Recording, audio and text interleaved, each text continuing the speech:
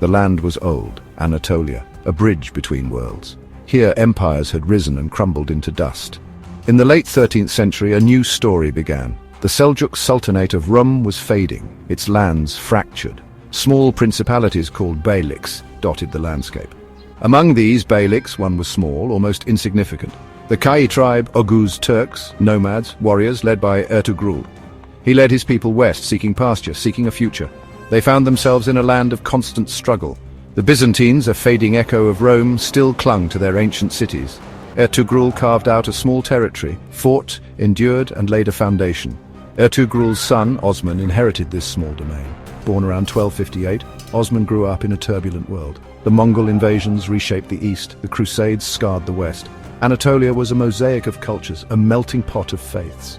Osman learned the ways of the warrior, understood the call of the Ghazi. The spirit of the holy warrior burned brightly in many hearts. Osman was a man of his time, yet destined to transcend it. The air in Sogut, their small town, was thick with anticipation.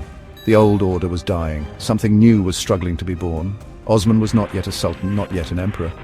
He was a bey, a leader of a few thousand tents, a guardian of a small frontier. But within him, a fire was kindled, a vision was taking shape. The land itself seemed to wait for a leader, a dream, the dawn of an empire that would change the course of history. The Ottoman story was about to begin. From these humble seeds, a mighty oak would grow. One night, Osman slept in the house of a holy man, Sheikh Edebali. Osman respected him deeply, sought his guidance and the hand of his daughter, Malhun Hatun. As Osman slumbered, a powerful vision came to him. In his dream, a moon rose from the holy man's breast, grew full and descended into Osman's own breast.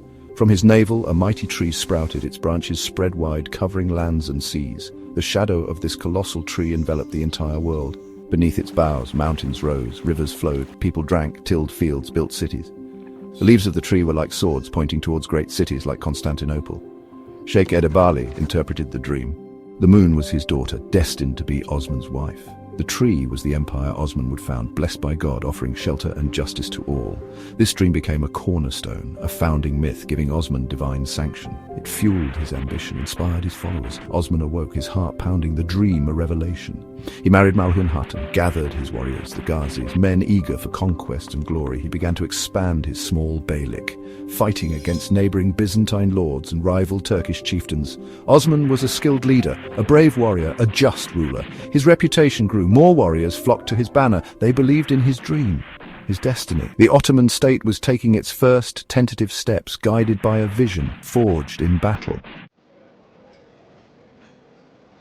Osman's gaze turned towards the great Byzantine cities, symbols of an old power. Among them, Bursa, a prosperous walled city at the foot of Mount Uludag.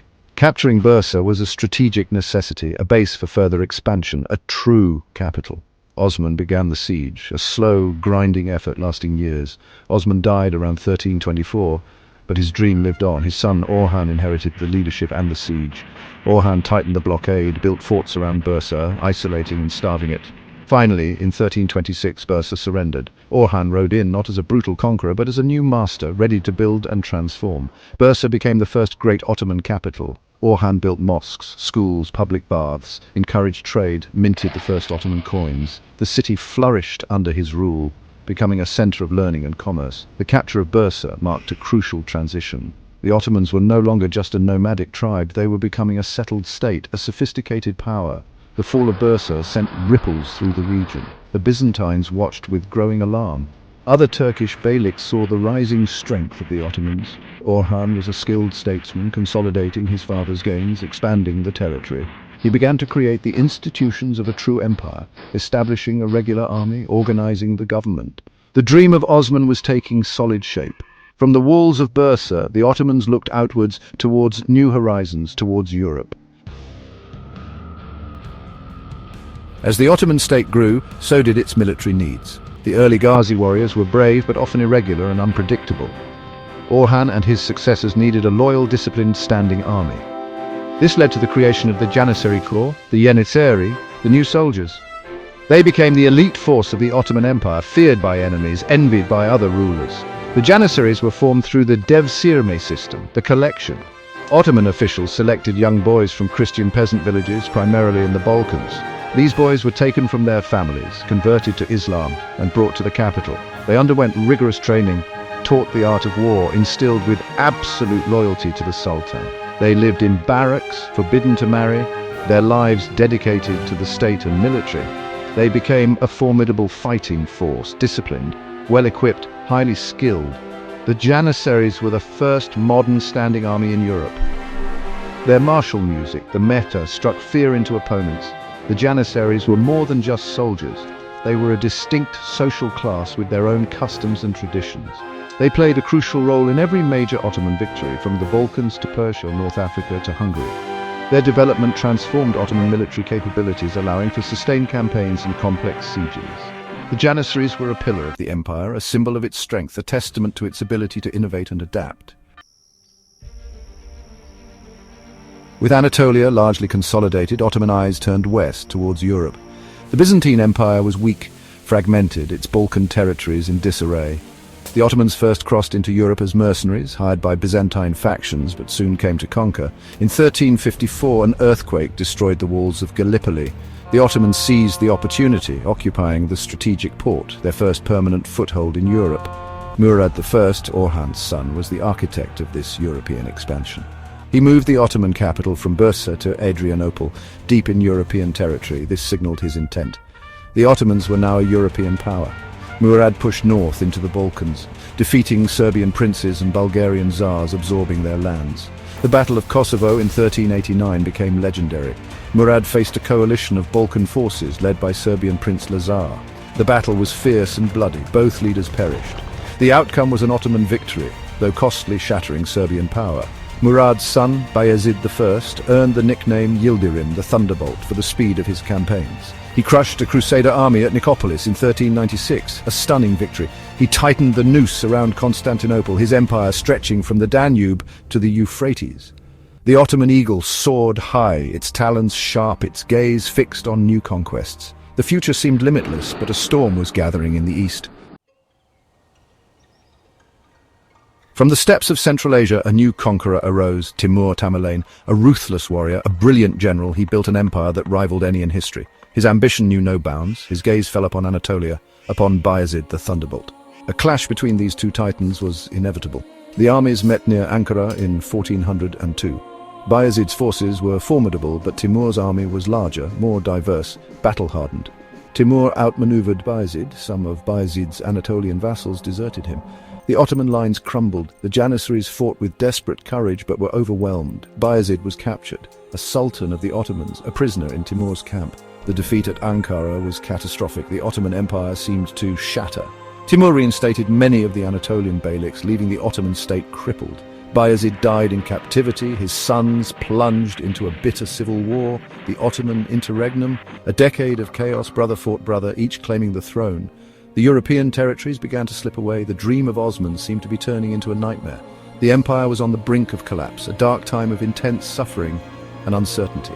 The gains of a century were threatened, but the foundations laid by Osman, Orhan and Murad were strong.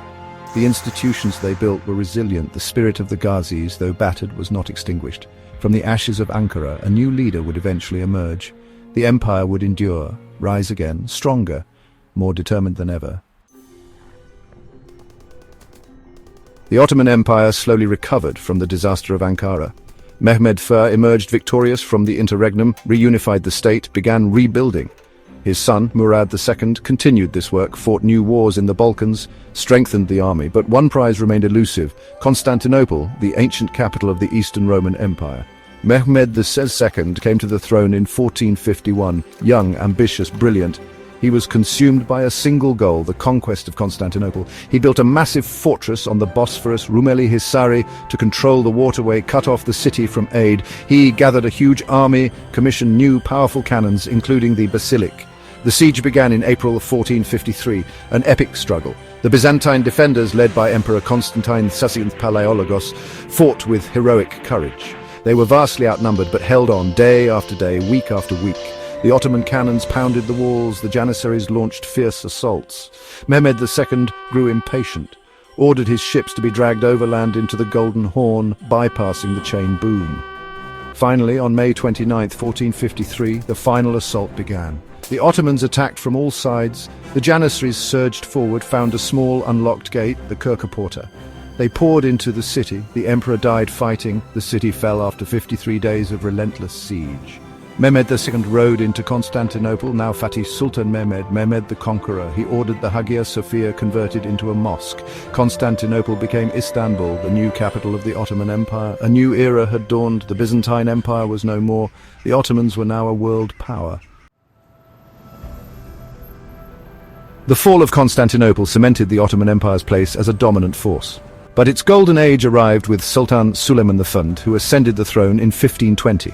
He reigned for 46 years, known in the West as Suleiman the Magnificent, to his people as Kanuni the Lawgiver. His reign marked the peak of Ottoman power, military, political, economic, cultural. The empire reached its greatest extent, its wealth legendary, its influence global. Suleiman was a statesman, warrior, poet, patron of the arts. He led his armies in person, 13 major campaigns, pushing the frontiers deeper into Europe. He captured Belgrade, Rhodes, and crushed the Hungarian army at the Battle of Mohacs. Hungary became an Ottoman vassal. He twice besieged Vienna, though he failed to take it. His navy, under commanders like Hayreddin Barbarossa, dominated the Mediterranean. He fought wars against the Safavid Empire in Persia, expanding Ottoman control in the east. Suleiman was more than just a conqueror. He was a great administrator and reformer. He codified Ottoman law, the canons covering all aspects of life. His legal reforms brought order and stability to his vast, diverse empire. He oversaw a cultural flourishing. Istanbul became a magnificent city adorned with mosques, palaces, and public works. Designed by the brilliant architect Mimar Sinan, masterpieces like the Süleymaniye Mosque still dominate the city's skyline. Poetry, calligraphy, ceramics, and textiles reach new heights of artistry. Under Suleiman, the Ottoman Empire was a true superpower. Its armies feared, its navies controlled the seas. Istanbul was a vibrant cosmopolitan metropolis, a center of global trade, a meeting place of cultures. The treasury was full, the administration efficient, justice available to all subjects regardless of religion. It was an age of confidence, grandeur, immense achievement. Suleiman's reign represented the culmination of the Ottoman dream. The tree envisioned by Osman had reached its full majestic height, its shadow stretched far and wide.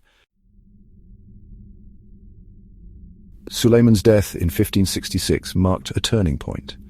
The empire he led to its zenith would continue for centuries, facing challenges, knowing decline, experiencing moments of resurgence. The magnificent age set a standard, a memory of greatness that would linger. The Ottoman Empire, born from a small Anatolian Beylik, nurtured by a dream forged in conquest, cast a long shadow over history. Its story is one of ambition, faith, power, glory, and ultimately the rise and fall that is the fate of all empires. The legacy of the Ottomans is vast, complex, written in the architecture of Istanbul, the mosques of Edirne, the bridges of Mostar. It is found in the legal systems of many modern states, in the cuisine, music, languages of the Balkans, the Middle East, and North Africa. For over 600 years, the Ottomans ruled a diverse array of peoples, creating a unique civilization. A synthesis of Turkish, Byzantine, Arab, and Persian traditions, they were patrons of science, art. They administered a vast, multi-ethnic, multi-religious domain, sometimes with tolerance, sometimes with repression. The empire's impact on the world was profound, controlling trade routes between East and West, challenging the powers of Europe. It played a crucial role in the Renaissance, the age of exploration. Its decline was slow, painful, the sick man of Europe finally dissolving in the aftermath of World War I, giving way to the modern Republic of Turkey and a host of new nations in its former territories.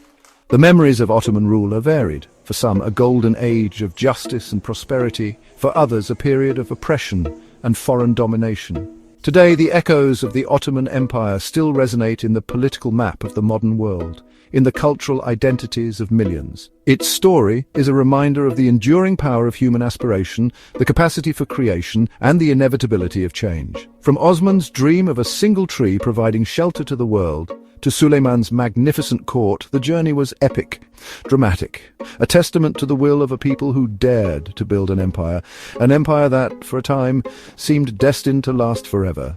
Its triumphs and its tragedies continue to teach us, inspire us, haunt us,